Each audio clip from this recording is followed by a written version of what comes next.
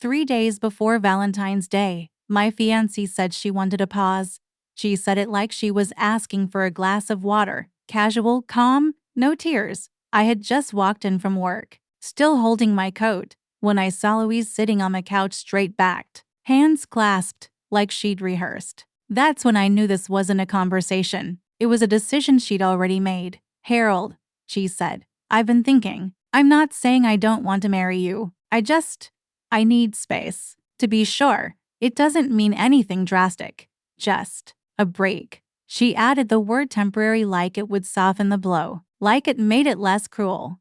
We'd been engaged for 8 months, together for 3 years. Our wedding was already booked September, a vineyard in the Hudson Valley, the works. We picked out the chairs, the band. Her mother had cried over the menu. Now she needed space. I asked her where she planned to stay. She hesitated, then said, "Margaret's." Just for a little while. Margaret was a coworker of hers. They worked in marketing at some boutique agency uptown. I'd met Margaret exactly twice. Both times she looked at me like I was a paper towel roll Louise hadn't put away yet. Something didn't sit right. But I didn't yell, didn't beg, didn't even ask her why. I just nodded slowly. "Okay." That was all I said, because I knew something she didn't. I had already started detaching months ago. There were signs. She used to plan Sundays round our coffee runs and farmers market trips. Lately, she scrolled silently next to me, texting someone with a little smirk she wouldn't explain. She used to lean into me when we watched movies. Lately, she sat upright, like a guest. I had hoped it was stress. I had hoped I was wrong, but now that she said it aloud, a break, my body went into a different mode. I nodded again. And then I took everything back. Quietly. First, I removed her from our shared digital calendar. I changed the passwords to the honeymoon planning site, locked down our wedding budget spreadsheet, and shared the florist invoice folder. I wasn't being spiteful, just drawing a line. She wanted space. She could have it, but she wouldn't control it. She left with a single bag and one glance back at me like I was the one making things difficult. As the door closed behind her, I stood in our apartment and looked at the engagement photo on the fridge. Her eyes sparkled in that picture. Mine looked certain. That night, I deleted the post announcing our engagement. Not because I was angry, because I was awake now. I wasn't going to chase her. I wasn't going to sit by the phone. If she needed space, I would give it to her in a way she'd never forget.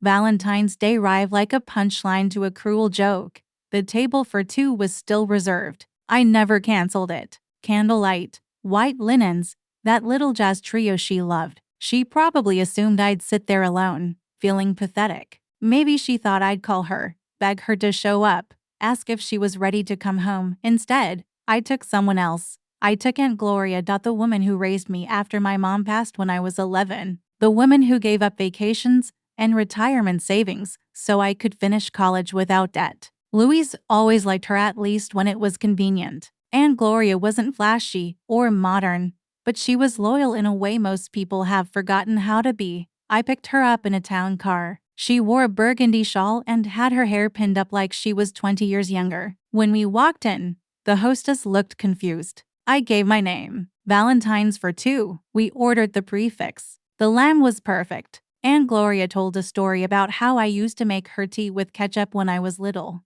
And the table next to us laughed. Midway through dessert, I took a photo. Nothing posed. Just me, smiling in my button-down, and Gloria mid-laugh, holding a fork of tiramisu. The caption I posted said, "Some women teach you what love looks like." This one raised me in it. It went mildly viral in our circle. Friends commented hearts. Even my barber shared it, writing real one with clapping emojis. Louise saw it an hour later. She didn't like it, just sent a text. "That's petty. Harold." Then another. "You're trying to make me feel guilty." Then, "Are you seriously pretending like nothing matters to you?" I didn't reply. I didn't need to, because she was right about one thing. Something had shifted. Just not the way she imagined. I wasn't cold. I wasn't cruel. But I was done pretending. That night, I got 7 more texts. A few hours later, 9 more. She wasn't asking to come back. Not directly. But she was spiraling. Accusations, questions, emojis she hadn't used in months. Silence, it turns out, is louder than shouting. And I had finally found peace in it.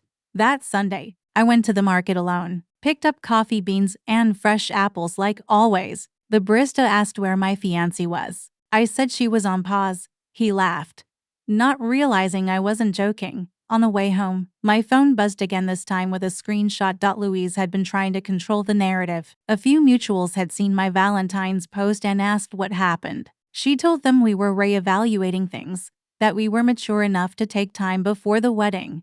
Funny how maturity only seems to matter when the truth is inconvenient.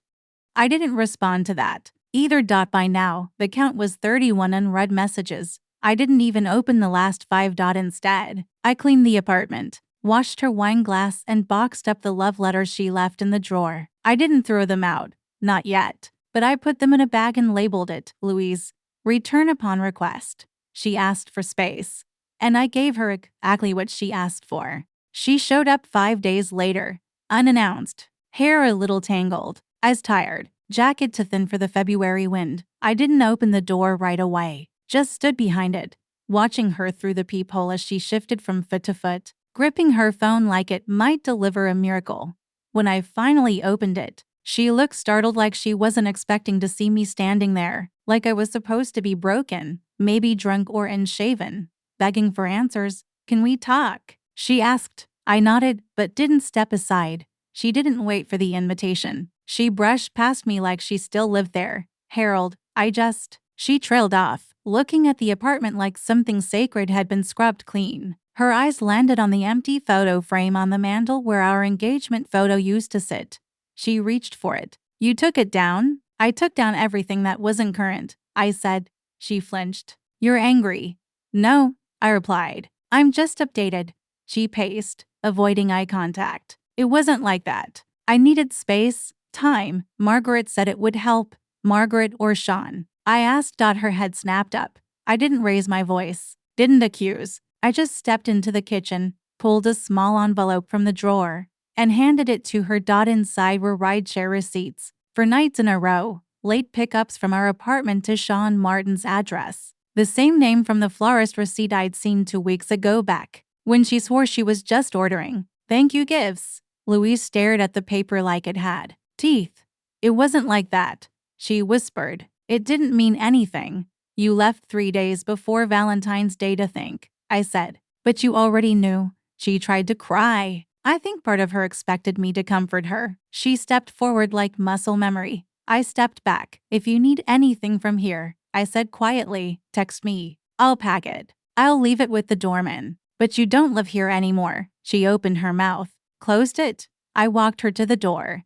That night, she posted a black and white photo of a candle with the caption, sometimes you lose yourself trying to please everyone. Margaret posted something too. Growth is painful, but necessary. It was laughable. They wanted sympathy without accountability. But the silence from me, it swallowed all of that noise. 2 days later, I got a call from John Keller, old friend, mutual with Louise. Said he saw her and Sean having brunch 3 weeks ago, long before the break. Said he didn't want to stir drama, but figured I should know. I already did. I thanked him. Then I called the venue and canceled the wedding. No drama, no tears, just logistics. A week later, a small bouquet showed up at my door. No vase, just stems. A letter with it.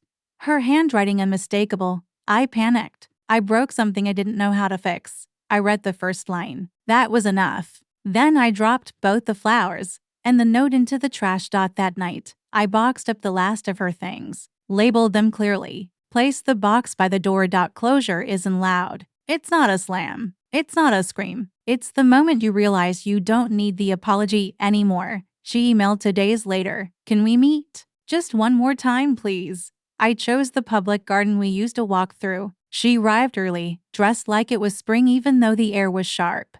Her smile was hopeful. Too late. She said she missed me. She said she'd been confused. She said she didn't know what she wanted. I listened. Then I asked, why were you at Sean's at midnight? She paused, blinked, stammered. It wasn't what it looked like. It never is, I said. I stood. You wanted space. Now you have all the time in the world. Then I left her there, in that garden full of bare trees, surrounded by silence. The wedding is off. The pause is permanent, and I've never felt more free.